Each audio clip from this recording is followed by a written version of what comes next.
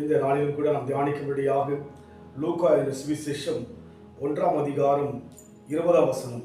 இதோ தகுந்த காலத்திலே நிறைவேறப் போகிற என் வார்த்தைகளை நீ விசுவாசியாதபடியினால் இவைகள் சம்பவிக்கும் நாள் மட்டும் நீ பேசக்கூடாமல் ஊமையாய் இருப்பாய் என்றான். இதோ தகுந்த காலத்திலே நிறைவேறப் போகிற வார்த்தை என்று சொல்லி பார்க்கிறோம்.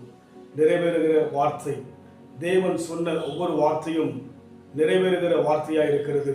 யோசுவா புத்தகத்தில் வாசிக்கும் போது இஸ்ரவேல் குடும்பத்தாருக்கு சொல்லியிருந்த நல் வார்த்தைகள் எல்லாம் ஒரு வார்த்தையும் தவறி போகவில்லை, எல்லாம் நிறைவேறிட்டு சொல்லி பார்க்கிறோம்.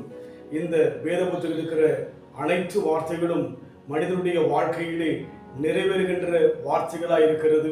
அதனால் நம் வாழ்க்கையிலே நாம் தேவனை விசுவாசிக்கிற நாம் தாமே நாம் சோர்ந்து விடாதபடிக்கு, நம்பிக்கை எழுந்து போகாதபடிக்கு நாம் தெளிவோடு நம்பிக்கையோடு விசுவாசோடு இருப்போம் என்று சொன்னால் நிச்சயமாகவே அவருடைய வார்த்தை நம் வாழ்க்கையில் நிறைவேறும்.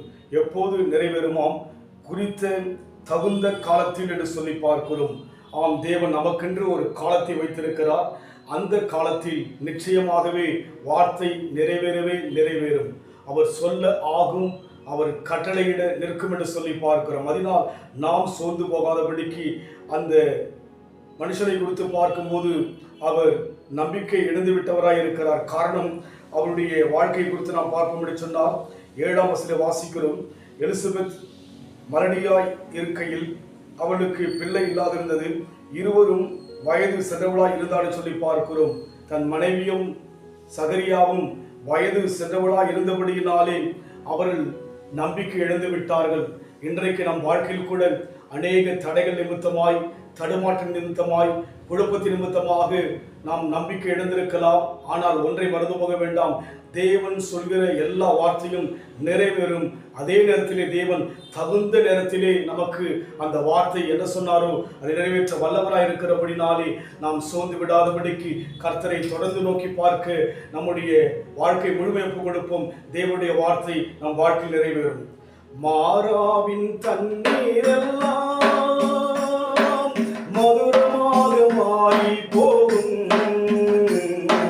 மாறாவின் தண்ணீரெல்லாம் மதுரமாக மாறி போகும், கண்ணீர் மாறிடும், துக்கம் மாறிடும், கண்ணீர் மாறிடும், துக்கம் மாறிடும். ஒரு வார்த்தை சொன்னால் போதுமே, நீ ஒரு வார்த்தை சொன்னால் போதுமே,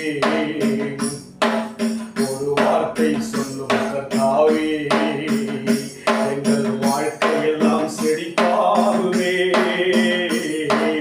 ஒரு வார்த்தை சொல்லும் கர்த்தாவே, உம் வார்த்தையிலே சுகம், உம் வார்த்தையிலே மதுரம், உம் வார்த்தையிலே சுகம், உம் வார்த்தையிலே மதுரம், உம் வார்த்தையிலே எல்லாம் சந்தோஷம். வார்த்தையில் சுகம், வார்த்தையில் மதுரம், வார்த்தையில் எல்லா சந்தோஷமும் இருக்கிறபடினாலே தகுந்த நேரத்திலே வார்த்தை நிறைவேறும் என்று நாம் விசுவாசிப்போம். அன்பின் ஆண்டவரே, எங்களுக்கென்று ஒரு நேரத்தை வைத்திருப்பதற்காக, ஒரு காலத்தை வைத்திருப்பதற்காக நன்றி செலுத்துகிறோம். நிச்சயமாய் நீ சொன்ன எல்லா வார்த்தையும் நிறைவேறும் என்று சொல்லி நாங்கள் நிச்சயத்தோடு நம்புகிறோம். அதன் பிரகாரமாய் நடத்துவீராக பொறுப்படுத்திக் கொள்ளுங்க. இயேசுவின் நாமத்தில் பிதாவே, ஆமென். கர்த்தர் ஆசீர்வதிப்பாராக.